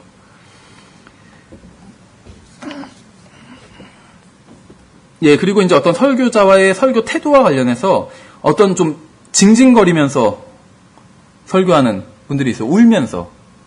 설교할 때마다 우시는 분이 있어요. 좀 그렇게 하지는 말라는 것이요. 설교자의 우는 걸 들으러 온 것은 아니에요. 한두 번 울면, 설교자가 울면 뭐 감동받을 수도 있는데 매번 그러면 문제가 되겠죠. 설교를 들으러 온 거예요. 하나님 말씀 배우러 온 것이지 설교자의 어떤 감정에 못 받쳐서 우는 거를 들으러 온 것은 아니죠. 뭐 한두 번은 할 수 있겠지만 계속 그러지는 말라는 것입니다. 또 설교자의 음성과 관련해서 너무 단조로운 톤으로 읽지 말라는 것이에요. 아까 말씀드린 것처럼 조나단 에드워즈 같은 경우엔 단조로운 톤으로 쭉 읽었어요. 설교를. 그런데 큰 부흥이 일어났어요. 그 설교가 바로 Sinners in the hands of an angry God이라는 설교였어요. 성난 하나님 손안에 떨어진 죄인들. 단조롭게 읽어도 내용이 단조롭지가 않아요. 굉장히 내용이 강력하거든요. 설교가 아직 끝나지도 않았는데 지옥 설교고 교회에서 한 설교인데도 설교가 끝나기 전에 막 사람들이 그러면 어떻게 해야 되냐고 막 묻는 거예요. 결론 부분에서 얘기할 건데 어떻게 해야 되는지 믿어야 되는 거 어떻게 해야 될 건지 얘기한 건데 끝나기도 전에 막 사람들이 그것도 그 교회 조나단 에드워즈의 교회가 아니었어요. 그 교회는 초청받았거든요. 그 장로교였으니까 뒤에 목사님들이 앉아 있잖아요. 그 앞에 이제 설교자 초청 설교자 설교하고 그 사역자들은 뒤에 앉아 있잖아요. 장로교회에서. 그런데 뒤에서 막 조나단 에드워즈 이 손단을 끌면서 목사님이 그 교회 담임 목사님이 어떻게 해야 되냐고 막 그렇게 물었다고 그래요. 그 정도로 설교가 강력했거든요. 근데 톤은 국어책 읽듯이 읽었다고 그래요. 그냥. 근데 그건 조나단 에드워즈니까 가능한 거고 우리는 그렇게 하면 안 되겠죠. 우리는 이제 어떤 좀 논나지가 있어야 돼요. 그냥 국어책 읽듯이. 저도 자꾸 그런 스타일로 되는데 이제 어떤 설교의 초보자들이 그렇게 많이 합니다. 그래서 이제 연설을 연습해 볼 필요가 있다는 것이죠. 제임스 낙스 목사님은 자기 대학 다닐 때 어떤 교수 이름이 별명이겠던데 오노 존스였다고 그래요. 오노 존스. 그럼 일본의 그 이름이 오노였던 건 아니고 성은 존스였어요. 근데 학생들이 만든 거예요, 이름을. 그래서 오노 존스. 시간표에서 이 교수 이름만 보면 오노 다 그랬대요.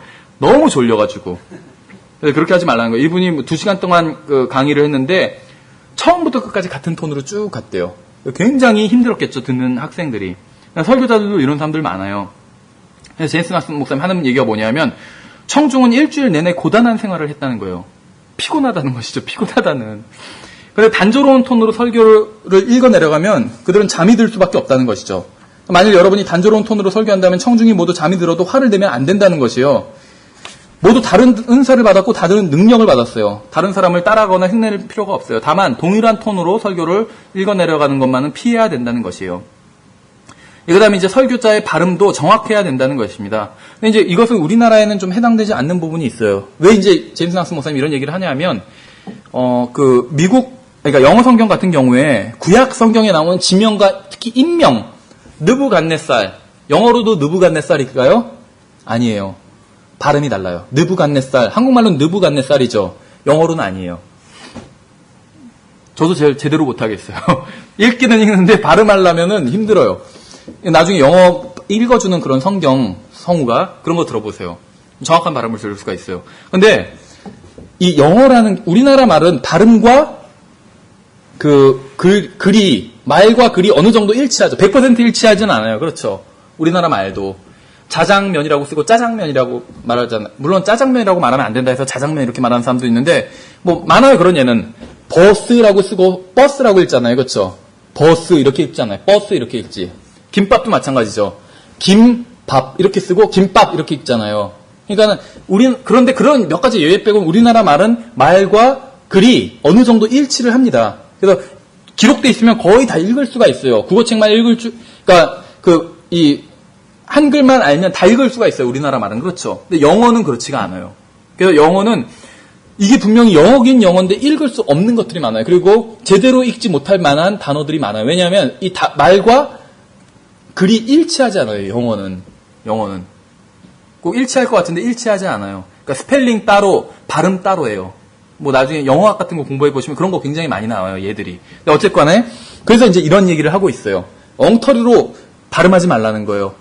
하나하나 다 찾아보고 설교자는 그 발음도 정확히 발음을 해서 전해주라는 것입니다. 우리나라 말에는 별로 해당되지는 않죠. 근데 우리나라 말에 해당되는 거는 제가 생각할 때 뭐가 있냐면 말끝을 자꾸 흐리는 분들이 있어요. 설교할 때. 그래서 제가 예전에 다니던 교회 목사님도 그랬다는 것입니다. 이렇게 얘기했는데 그랬다는 것이에요. 이런 식으로 니다 이런 걸 다 빼버려요. 여러분들은 구원받아야 된다는 이런 식으로 얘기해요. 답답해요. 그래서 자꾸 그렇게 하지 말라는 거예요. 예, 발음을 정확하게 그리고 이제 어떤 단어의 발음이나 이런 것들 다 정확해요. 왜냐하면 그런 사소한 거지만 그런 게 틀리면 신뢰를 잃게 되거든요. 설교자가. 예, 그 다음에 어떤 눈맞춤, 청중에게 시선. 저도 이제 이런 것들이 굉장히 힘들어요. 근데 청중과 시선을 맞추는 것이 필요하다는 것이에요. 근데 이제 특정한 한 사람만 바라보면 안 돼요. 여러 사람에게 청중을 두루두루 봐야 돼요. 두루두루. 그렇죠. 그러면서 또 이런 얘기를 하더라고요. 설교, 1시간짜리 설교라면 한 번 이렇게 보면서 훑지 말고 여러 번 훑어야 된다고 얘기를 하더라고요. 근데 그게 저도 쉽지는 않아요. 왜 그러냐면은 이제 저도 초보자니까 원고를 딱 이제 준비를 해서 오잖아요. 그럼 이 원고 보고 이거 하는 바쁘더라고요. 그렇죠. 근데 이제 제가 막 여러분 보면서 이렇게 얘기할 때 원고대로 안 한다는 거예요, 지금. 아마 나중에 이제 제가 웹진에 올려놓은 원고는 다를 거예요, 이거 분명히 좀. 근데 어쨌든 간에 이제 능숙해질수록 이것도 능숙하게 돼가는 것 같아요. 근데 이제 처음에는 좀 노력을 해야 되겠죠. 그래서 이제 시선 처리에 대한 것. 그 다음에 이제 몸짓에 대한 것도 좀 생각을 해봐야 되는데, 몸짓도 저는 굉장히 좀 단조로운 편이었습니다. 지금도 단조로워요. 그냥, 이렇게, 누가 그러더라고요. 형제님은 굉장히 막, 이렇게, 다른 특별한 몸짓은 없는데, 왔다 갔다 한대요. 자꾸 왔다 갔다. 근데 제가 생각해도 그런 것 같아요. 이게 뭐 특별한 몸짓이 없어요. 근데 제가 생각하는 거는 예전에 처음 설교를 했을 때는 굉장히 어색했어요. 목소리 자체도 어색하고 꼭 무슨 국어책 읽듯이 어떤 스펄전 그런 얘기를 하거든요. 설교자가 제발 무슨 교장 선생님처럼 설교하지 말라고. 교장 선생님이 평상시엔 보통 목소리로 말씀하시는데 조회 시간은 이상한 톤으로 하잖아요. 그렇게 하지 말라는 거예요. 그래도 왜 우리나라에도 그런 분들이 있잖아요. 그냥 평상시 얘기하실 땐 그냥 목소리인데 설교단만 올라가면 갑자기 목소리가 막 이상해지는 그런 분들이 있죠. 그래서 스펄전이 설교단에서만이라도 거짓된 것은 버려야 된다 이런 얘기를 하거든요. 그러니까 설교자의 목소리를 이상하게 꾸미지 말라고. 그러니까 평소 얘기하는 대로 하라는 거예요. 저도 지금 제가 이게 평소 얘기하는 투거든요. 그러니까 목소리도 그렇고 일부러 꾸민 게 아니에요. 설교용 목소리가 따로 있지 않는데 그런 분들이 많이 있어요. 근데 그렇게 하지 말라는 거예요. 그래서 평소 얘기하는 대로 하다 보니까 이 행동도 저도 그냥 평소 얘기하는 대로 돼버리더라고요. 근데 뭐 어쩔 수는 없겠죠, 이것은. 근데 어쨌든 간에 제스처가 약간씩은 좀 들어가는 게 낫겠죠. 없는 것보다는. 그래서 근데 이제 과장된 몸짓은 설교를 연극처럼 만들어버릴 수도 있습니다. 너무 과장된 몸짓을 하지 마세요. 그러면 꼭 무슨 목사가 쇼하나 보다 이렇게 생각될 수는 있어요. 근데 이제 몸짓이 필요한 경우들이 있는데 청중의 관심을 집중시킬 때 필요할 수는 있어요. 그렇죠. 우리는 하나님의 말씀으로 구원받았습니다 할 때 성경을 이렇게 들 수도 있겠죠. 그럼 사람들이 일단 쳐다보겠죠. 뭐 그런 몸짓 정도. 근데 저는 이제 그 제임스 낙스 목사님의 설교를 주로 이 테이프로 들어서 뭐 동영상으로 본 적은 거의 없거든요. 그래서 잘 모르겠는데 제임스 낙스 목사님이 자기 어떤 습관을 그렇게 얘기하더라고요. 뭘 자꾸 잘 가르친대요. 설교하다가. 그러면 다 그걸 본대요. 그래서 자기 특징인데 저는 잘 상상이 안 되더라고요. 그걸 본 적이 없으니까. 근데 아마 할 때 많이 가르치나 봐요. 그래서 뭐 창문을 가르치던지 갑자기 그런대요. 다 갑자기 그걸 본대요. 그러면 일단 관심은 모았잖아요. 근데 그 다음에 어떻게 수습하는지는 잘 모르겠어요. 어쨌거나 근데 너무 과도한 제스처만 아니라면 몸짓도 적당한 것은 필요하겠죠. 항상 적당하다는 말이 어렵겠죠. 그렇죠. 뭐 요리할 때 어떻게 하냐면 적당히 뭘 넣어라 이렇게 얘기하셨는데 제일 어려운 것 같아요. 어쨌든 간에 그 다음에 이제 설교의 전달에 대해서 좀 더 얘기를 해보면 가능하면 간결하게 설교하세요. 간결하게. 그래서 이러시더라고요. 어떤 설교에 대한 책들도 봐도 모든 명설교는 다 짧다 그렇게 얘기하더라고요. 짧은 설교는 다 명설교는 아니에요. 그렇죠. 설교 짧게 하면서도 죽을 수도 있어요. 그런데 모든 명설교는 다 특징이 짧대요. 일단 길면은 땡이래요. 명설교. 왜 그러냐면 사람의 집중력이 한계가 있어요. 한계가. 그래서 계속 집중하고 있을 수는 없다는 것이죠. 그렇죠. 명설교라는 건 사람들에게 그 내용을 잘 전하는 것이잖아요. 그럼 집중하고 사람들이 들어야 되는데 아무리 성인이라 할지라도 한계가 있다는 것이죠. 그래서 너무 길게 하지 말라는 것이요. 근데 보통 주일 설교 한 40분 하더라고요. 그 1시간 넘기지 말라고 보통 얘기를 하더라고요. 예. 그래서 왜냐하면 계속 집중시킬 수가 없다는 거예요. 정말 1시간, 2시간 동안 성도를 계속 집중시킬 수 있는 설교자는 정말로 탁월한 설교자라고 이렇게 얘기를 하더라고요. 근데 우리들은 대부분 탁월한 설교자는 아니잖아요. 그렇기 때문에 너무 길게 하지 말라는 것이죠. 그래서 청중이 설교의 핵심이 어디인지 알게 하고 또 설교의 내용을 간단하게 또 요약할 필요도 있다는 것입니다. 마지막 부분에선. 그래서 청중은 설교를 준비한 만큼 설교를 이해하고 있지 않아요. 우리가 그걸 착각할 때가 많아요. 막 돼지를 막 복잡하게 잡아요. 어떤 분들은 본문을. 그런데 자기는 그걸 자기가 준비했고 막 일주 동안 한 달 동안 준비했으니까 자기는 자기 설교 다 이해하고 있죠. 본문의 구조가 좀 복잡해도 자기는 다 이해해요. 근데 청중은 아니잖아요. 자기는 한 달 동안 생각했을지 몰라도 청중은 지금 처음 듣는 거예요. 그 설교를. 근데 청중이 그걸 따라갈 수 없을 수도 있어요. 그래서 간략하게 마지막에 좀 정리해 줄 필요가 있다는 거죠. 정리. 다만 이미 한 이야기를 다시 너무 길게 반복하지 말라는 것이요. 지루해요. 그러면.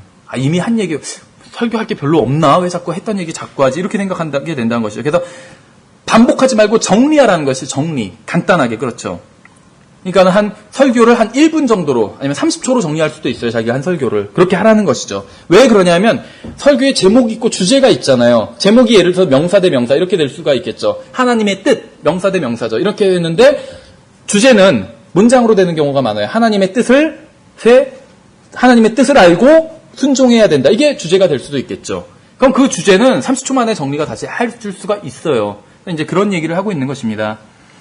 그리고 이제 만약 설교 시간이 정해져 있다면 반드시 지키라는 것이요. 설교 시간을. 그렇죠. 넘어가지 말라는 것이요. 왜 그러냐면 그 설교 끝나고 예배 끝나고 약속이 잡혀 있는 사람들도 많이 있어요. 그렇죠. 해야 될 일이 있는 사람들도 있어요. 근데 그게 넘어가 버리면 곤란해질 수가 있겠죠. 그러면 뭐냐면 나중에는 설교자를 신뢰하지 않게 돼요. 근데 제 시간에 딱 끝나면은 설교자를 신뢰할 수 있겠죠. 그래서 약속을 꼭 지키라는 것입니다. 그리고 이제 여기서도 아마 이 제임스 낙스 목사님 교회에서도 이제 그 신학원에서 설교 실습을 시키는 모양이에요. 10분, 15분 이런 식으로. 그래서 그 특히 10분, 15분 이렇게 시간이 정해져 있을 때는 그 시간을 반드시 지키셔야 돼요. 그 시간을. 10분 시간을. 아니면 15분이라고 하면 반드시 지키세요. 그러면서 제임스 낙스 목사님이 심지어 그렇게까지 얘기하더라고요. 15분간 시간을 줬다면 15분 1초가 되는 설교는 하나님의 뜻이 아니라고 그렇게 얘기를 하더라고요. 뭐 심한 얘기겠지만 그 정도로 시간을 지키라는 거예요. 왜냐하면 그리스도인은 약속을 지키는 사람이에요. 그렇죠? 하나님은 약속을 지키시는 분이거든요. 하나님의 약속 중 하나님이 안 지키신 건 하나도 없어요. 약속을 잘 지키는 것은 가들리한 거예요. 경건한 거예요. 하나님다운 거. 그렇죠? 경건하다 이게 뜬구름 잡는 얘기가 아니라 가들리잖아요. 영어로는. 하나님다운 것이 경건한 거죠. 하나님 약속을 잘 지키시는 분이에요. 그러면 나도 약속을 잘 지키면 경건한 거예요. 하나님다운 것이에요. 그게. 그렇죠? 가들리한 것이에요. 그래서 교회에서 정해졌다면 정한 거. 왜 그러냐면 모든 예배가 다 어떤 그 들어가는 요소들이 있다는 것이죠. 그런데 내가 15분 정하는데 내가 한 20분, 30분 해버렸어요. 그럼 다음 게 줄어들어요. 다음 시간이. 그래서 뭐 설교는 아니었고 어떤 분 이제 간증이었는데 보통 간증이 한 10분, 15분 이렇게 시간을 주거든요, 보통. 그런데 미리 시간을 줘요. 그리고 이제 미리 간증하기 전에 물어보겠죠. 어느 정도 해도 되냐 하면은 뭐 10분간 하십시오, 15분간 하십시오. 그렇게 얘기를 해요. 그럼 그거를 지켜야 되는데 어떤 분이 안 지킨 적이 있었어요. 그래서 15분 간증을 해야 되는데 1시간을 한 거예요. 자기 인생 여정 다 얘기하면서. 어떻게 됐는 줄 아세요? 그날 설교를 안 했어요. 그러면 그게 설교를 다 들으러 왔는데 얼마나 큰 손해예요. 그렇죠? 그런 손해를 끼치지 말라는 거예요. 그래서 정해진 시간만큼만 하라는 것이죠. 아마 이 교회에서는 이런 얘기를 하더라고요. 1시간을 하는데 4명이 설교를 하기로 했대요. 학생 설교가. 그래서 15분씩 하는데 한 명이 시간을 많이 써서 맨 마지막 사람은 5분만 하고 끝냈대요. 앞에 사람 때문에 그렇게 돼버린 것이죠. 그래서 시간을 지켜야 된다는 것이요. 그 다음에 이제 청중의 태도와 관련해서, 그러니까 청중에 어떻게 해야 된다 이 얘기가 아니라 청중이 어떻게 하는 것을 목사가, 설교자가 어떻게 바라봐야 되는지 이런 이야기입니다. 그래서 청중의 태도와 관련해서 좀 말씀을 드리면, 다양해요, 정말 청중은. 그래서 뭐 설교 도중에 머리를 빗는 사람도 있고, 손톱을 정리하는 사람도 있고, 가방에서 사탕을 찾는 사람도 있고, 그래서 부스럭거리 있어요, 진짜. 통하는 사람도 있어요. 지금 설교 중이야 하면서. 설교가 좀 지금 한 달쯤 좀 아마 끝날 거야, 지금 하면서. 봤어요, 그런 통화하시는 분도. 그래서 어떤 분은 뭐 가능하면 무슨 소리를 크게 내려는 듯이 분주하게 움직이는 사람도 있어요. 돌아다니는 아이들도 있고, 화장실에 가려고 일어나는 사람도 있어요. 그렇죠. 한 번 다녀오고 나서 다시 화장실에 가려고 하는 사람도 있어요. 심지어 3번씩 가는 사람도 있어요, 어떤 사람. 병원에 가보셔야 되겠죠, 그런 분들은. 그런데 늦게 오는 사람도 있고 또 일찍 가는 사람도 있어요, 중간에. 지금 결론을 막 얘기하려는데 가버려요. 안타깝겠죠, 설교자로서는. 설교하는 도중에 다양한 부류의 사람들이 다양한 일을 하는 것을 보게 될 것입니다. 어떤 분이 거리 설교의 유익을 물으신 분이 있어요. 거리 설교가 유익한 점이 굉장히 많거든요. 근데 특히 설교를 하려는 사람들은 반드시 거리 설교를 해야 돼요. 경험을 쌓아야 돼요. 왜냐하면 거리 설교가 설교자에게 주는 가장 큰 장점이 있는데 그것이 무엇이냐면 바로 어떠한 상황에서도 설교하는 방법을 배울 수 있다는 것입니다. 그렇죠. 예전에 그래서 복음전도 시간에도 말씀을 드렸었는데 거리 설교를 하는데 예전에 다른 교회에 있을 때 이제 낮에 하는데 낮부터 완전히 만취해가지고 어떤 사람이 저한테 접근을 하더라고요. 그래서 일단 그 사람 오기 전까지는 그 버스 기다리는 사람들한테 거리 설교를 했어요. 그래서 분위기가 좋았어요. 그 사람 오기 전까지. 어느 정도 괜찮았는데 그 사람이 와서 갑자기 어깨동무라고 방해를 하는 거예요. 그래서 이제 그 사람을 피하면서 거리 설교를 계속했죠. 근데 이제 같이 온 형제가 있었는데 그 형제가 좀 나중에 봤어요. 그래서 보고 와서는 바로 데리고 가더라고요. 그래서 이제 그렇게 팀을 이뤄서 하면 여러 가지 장점이 있는데 어쨌든지 간에 거리 설교하면 무슨 만취한 사람이 와서 방해한다고 해서 거리 설교 그만하면 안 돼요. 메시지를 전하는 거니까. 피하면서도 전해야 돼요. 그렇죠. 어떤 사람이 갑자기 야유할 때도 있어요. 어서 막 사과 박스를 던진 적이 있어요. 나무 박스를 저한테도. 근데 그때 거리 설교를 좀 제가 과격하게 했거든요. 그럼 던졌는데 어쨌든 간에 그걸 또 피하면서 했어요. 계속. 그러니까 뭐냐면 교회에선 그러진 않잖아요. 그렇죠. 주무시는 분은 있을지언정 뭘 던지는 분은 없잖아요. 그러니까 거리 설교를 하면은 별의별 상황을 다 겪게 돼요. 그러면서도 계속 설교를 하는 법을 배워요. 끊이지 않고. 그런데 교회에서 그게 굉장히 많이 도움이 된다는 것이에요. 어린아이가 울어도. 그렇죠. 요 전에도 갑자기 조그만 아이가 한 이제 2돌 정도 된 아이가 설교 중간에 쭉 뛰어와서 이렇게 한 바퀴 돌아서 나갔어요. 그런데 갑자기 딱 설교자가 아이 엄마 누구예요? 빨리 아이 데리고 가세요. 이렇게 하면 분위기가 이상해져요. 하나님의 은혜에 대해서 서로 사랑하라, 서로 용납하라 이런 설교인데 예를 들면 주제가 갑자기 아이 엄마 누구세요? 아이를 왜 여기서 이렇게 놔두는 겁니까? 하면서 뭐라고 하면 분위기가 그렇죠. 설교 주제는 용납하란데 왜 이렇게 생각할 수 있잖아요. 그런데 제가 뭐라고 말씀하셨는지 기억이 안 나는데 목사님이 그때 그걸 갖고 농담을 하셨어요. 그렇죠. 농담을 했어요. 설교가 좋나 안 좋나 보러 왔나 봅니다. 그러니까 성도들이 웃죠. 그렇게 넘어가면 돼요. 그러니까 근데 적당한 농담이 생각 안 나요. 그러면 그냥 무시하고 하세요. 그렇죠. 근데 적당한 게 생각나면 그거 갖고 한번 분위기가 환기되는 것이죠. 분위기가 훈훈해지잖아요, 다시. 그렇게 넘어가면 된다는 것이죠. 정색을 하고서 그것을 뭐라고 할 필요는 없다는 것이죠. 그래서 청중이 어떠한 반응도 일으킬 수 있기 때문에 그것을 다 예상하고 대비하고 설교자는 해야 된다는 것입니다. 아이가 울어도 할 수 있어요.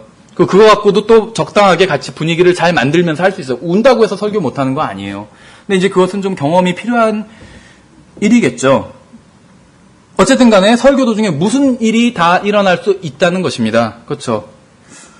왜냐하면 여러분이 메시지를 전해야 되는 사람들이 인간이기 때문에 그래요. 그렇죠. 아무리 구원받았다 할지라도 여전히 육체 안에 있는 인간은 무슨 일이든 할 수 있고 무슨 반응이든 보일 수 있어요. 그러므로 설교하는 도중에 무슨 일이 일어나도 놀라지 말라는 것입니다. 그러기 위해서는 거리 설교로 경험을 쌓을 필요가 있는 것이죠. 청중의 태도와 관련해서 이제 우리가 주의해야 될 것이 있는데 이제 성경 넘기는 소리에 좀 귀를 기울여야 된다는 것이에요. 무슨 말이냐면 성경을 중간에 어디 찾아보자고 하는 경우들이 있죠. 마가복음 7장을 찾아보겠습니다 했으면 성도들이 그걸 찾아보잖아요. 그래서 그럴 때는 시간을 좀 더 줘야 돼요.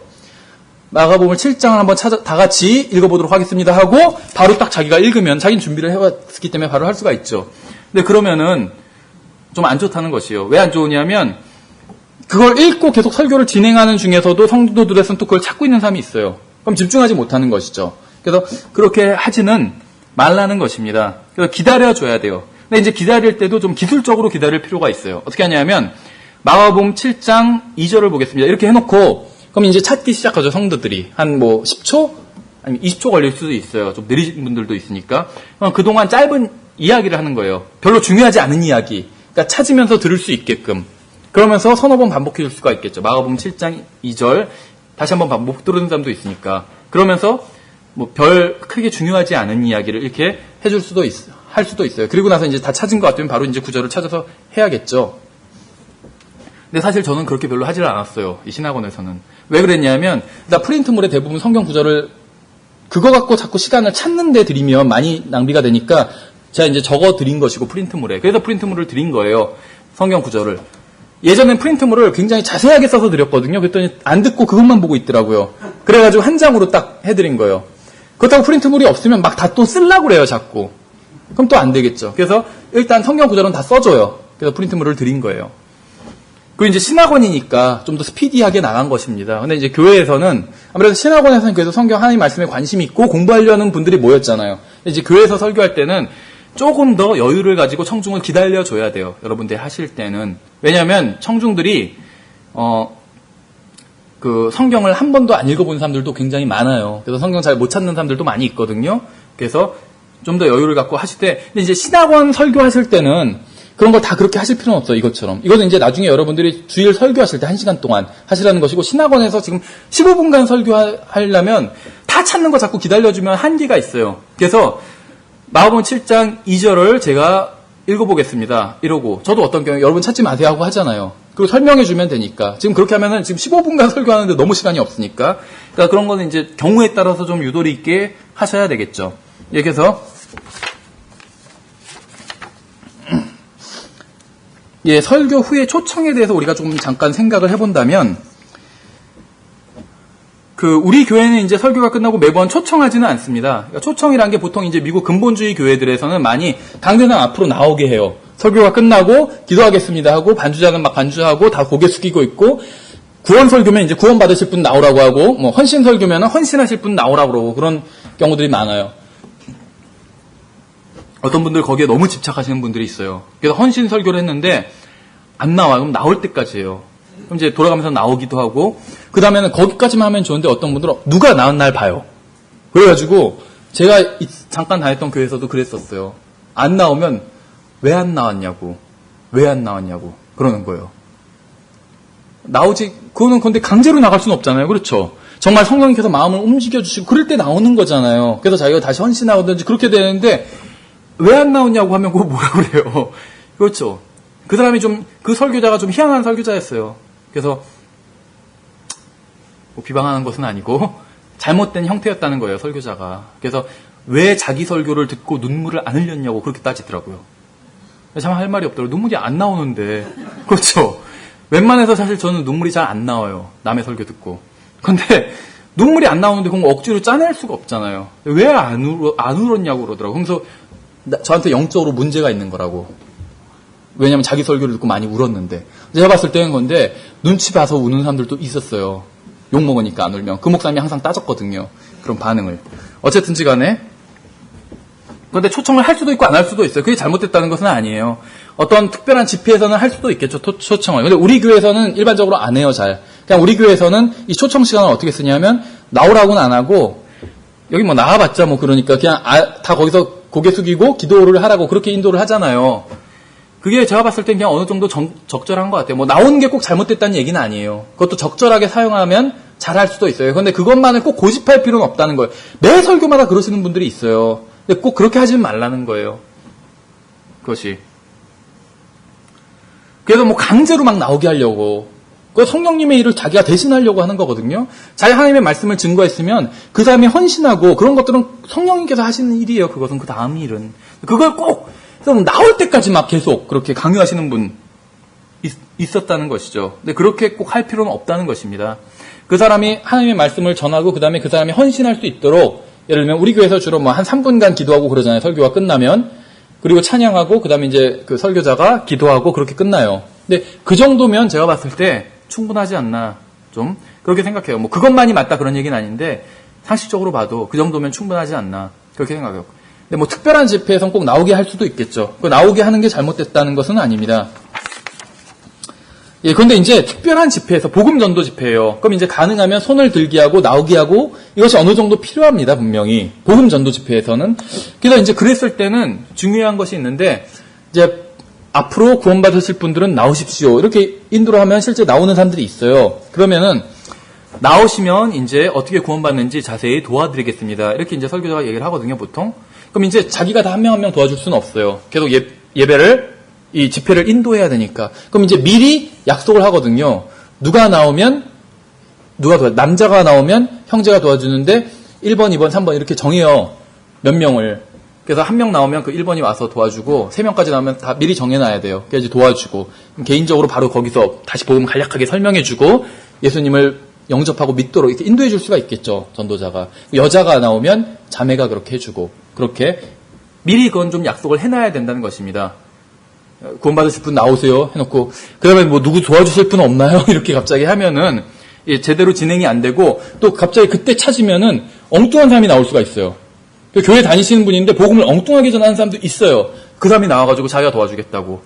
그럼 엉뚱하게 복음 전할 수도 있어요. 그래서 설교자가 자기가 신뢰할 수 있는 사람이 있죠. 저 형제는 복음을 정확히 전한다. 그럼 그 사람과 미리 약속을 해서 그렇게 그게 필요하다는 것이에요. 이제 그런 집회를 할 때 초청에 관련해서 그런 얘기를 드린 것이고 한 가지 덧붙일 말은 이것과 관련해서 거짓말하지 말라는 것이에요. 다 눈 감으세요 해놓고 고개 숙이십시오. 예수 그리스도를 영접하실 분은 손을 드시기 바랍니다. 아무도 손을 안 들어요. 예, 저기 봤습니다. 이런 거짓말 많이 해요. 선의를 위한 거짓말이겠죠. 왜냐하면 잘 그냥 손 안 들잖아요. 그러니까는 저기도 또 한 분 드셨습니다. 이러면 나도 들어도 되나 보다 이렇게 생각할 수가 있거든요. 그래서 거짓말해요. 저도 굉장히 좀 자연스럽게 하죠. 그런데 그렇게 하지 말라는 거예요. 왜 하나님의 사역에 하나님의 말씀을 증거하는 일에 거짓된 것을 동원하느냐는 것이죠. 그렇죠. 거짓된 것이 동원돼서는 절대로 안 된다는 것입니다. 그래서 없으면 없는 대로 진행해야지. 그래서 어떤 분은 거꾸로 하더라고요. 안 믿는 사람이 지금 아직 예수 그리스도를 영접하지 않으신 분 손 들어보십시오 하면 잘 손 안 들잖아요. 그렇죠? 안 믿는 사람이 적극적으로 교회에서 뭘 안 하잖아요. 거꾸로 하시더라고요. 믿으시는 분 손 드세요. 그러니까 손 다 들면 이제 안 든 사람 찾더라고요. 이래놓고. 뭐 그건 한 가지 방법이겠죠. 그런데 그냥 믿으실 분 들라고. 왜냐하면 그 사람이 별로 내키지 않을 수도 있어요. 근데 억지로 그렇게 하기보단 지금 믿고 싶은데 이제 어떻게 해야 될지 모르는 사람 있잖아요. 믿고자 하시는 분 손들라고. 그게 가장 자연스러운 것 같아요. 이제 도와주는 게. 막 싫다는데 억지로 할 수는 없으니까. 예, 그래서 이 준비한 것은 어느 정도 마쳤고요. 맨 밑에 보시면 이제 추천 도서가 있죠. 그래서 여기서도 역시 저도 이제 어떤 설교와 목회에 대해서 가장 좋은 책 2권을 꼽으라 하면 이 설교자와 그의 설교와 목회자 후보생들에게 이 책이라고 생각하거든요. 그래서 목회자 후보생들에게는 정말 많이 읽어봤어요. 정말 좋은 내용이 많고. 근데 제임스 낙스 목사님도 똑같이 이 2권을 꼽더라고요. 그래서 알프레드 깁스의 설교자와 그의 설교와 찰스 스펄전의 목회자 후보생들에게 이 2권의 책을 반드시 읽어보세요. 제가 지금 우리가 설교하게 돼서 살펴본 것들은 굉장히 요약된 것이에요. 이야기가. 더 원래 한 학기 이상 보통 신학원에서 막 2학기도 가르쳐요. 그리고 4학기 동안 설교 실습을 하고 우리는 굉장히 요약해서 한 것입니다. 우리가 과목을 많이 할 수도 없고 다른 중요한 과목들이 많기 때문에 성경을 먼저 가르치는 것들이 성경을 먼저 배우는 것이 중요하기 때문에 이제 이것을 다루지 않았기 때문에 저도 이제 배우는 차원에서 이 설교학이란 걸 나도 공부해보고 제임스 낙스 목사님 강의를 듣고 공부하고 또 여러분들과 함께 공유하는 차원에서 우리가 이것을 지금 총 한 5번에 걸쳐서 살펴봤죠. 이것을 살펴본 것인데 우리가 한 얘기들이 그 찰스 스펄전의 목회자 후보생들에게도 많이 나와 있고 또 설교 작성에 대해서는 설교자가 그의 설교에 굉장히 자세하게 나와 있어요. 그래서 이것을 자세히 이 책들을 살펴보시기 바랍니다. 예, 그래서 이 찰스 스펄전 목사님은 침례교 목사님이에요. 그렇다고 해서 우리가 믿는 것과 교리가 다 똑같은 것은 아닌데 어쨌든 간에 침례교 목사님입니다. 그리고 건전하게 성경을 가르치고 또 복음을 증거했던 그런 목사님이에요. 그리고 이 알프레드 깁스는 큰 테두리 침례교라면 침례교회겠죠. 형제교회 분입니다. 형제교회 분. 근데 교파를 막론해서 이 설교자와 그의 설교, The Preacher and His Preaching, 이 책을 교파를 막론해서 설교와 교재로 가장 많이 보는 책이더라고요. 특히 영미권에서 가장 많이 보는 책이고, 우리나라에서도 침례교에서 굉장히 많이 봐요. 그래서 어떤 설교에 어떻게 준비해야 되는지 이런 걸 자세히 얘기해주고 있고, 어떤 무슨 단순한 기교, 어떤 그런 걸 얘기하고 있진 않아요. 우리나라 목회에 대한 책, 뒷문을 막아라, 이런 얘기하고 있지 않아요. 그래서 굉장히 건전하고, 초보 설교자가 배울 만한 내용들이 많고, 이 목회자 후보생들에게 이 책도 목회를 준비하는 사람들에게 30년 이상 목회를 한 사람이 지금 얘기를 해주고 있는 거기 때문에 실제적인 도움과 어떤 경고와 책망과 또 용기 북돋아주는 이런 얘기들이 굉장히 많이 있습니다. 그래서 한번 여러분들이 자세히 한번 읽어보셨으면 좋겠습니다. 예, 그래서 이번 학기는 좀 많이 힘드셨죠, 들으시느라고. 그래서 이번 학기는 이것으로 마치도록 하겠습니다. 그래서 예, 처음에 말씀드린 것처럼 이 성경 연구 방법 우리가 시작할 때 첫 시간이었나요? 그때 드린 말씀처럼 우리가 지금 대부분 3년간 수업을 들으신 분들, 공부하신 분들이 많은데 이것으로 신학원이 끝나는 것이 아니죠. 일단 이 신학원은 이제 이것으로 다닌 것은 끝난 것이고, 또 이제 마치신 분들에게는 수료증을 드리고 이렇게 하지만 하나님의 신학원에서는 끝나지 않았어요. 계속 다니시는 것이요. 언제까지냐면 주님께서 오실 때까지. 그럼 3년간 배운 것은 뭐냐? 앞으로 평생 성경을 연구하는 그 기초를 닦는 아주 조그만 일을 한 것이요. 그래서 이것을 기초로 해서 이제 앞으로 계속 평생 성경을 혼자 연구해 가실 수 있게끔 최소한의 과목을 우리가 3년간 신학원에서 살펴본 것이거든요. 앞으로 끊임없이 성경을 연구하셔야 돼요. 지금 이것으로 끝난 것이 아니에요. 앞으로 엄청난 보화들이 있어요, 성경에는. 우리가 아직 미처 발견하지 못한 엄청난 보화들이 있어요. 그것을 이제 캐내셔야 돼요. 여태까지는 어떻게 캐내는지 배운 거예요. 이제 실제로 여러분들이 캐내셔야 되는 것이겠죠. 예, 그래서 수업은 이것으로 마치도록 하겠습니다. 예, 수고하셨습니다.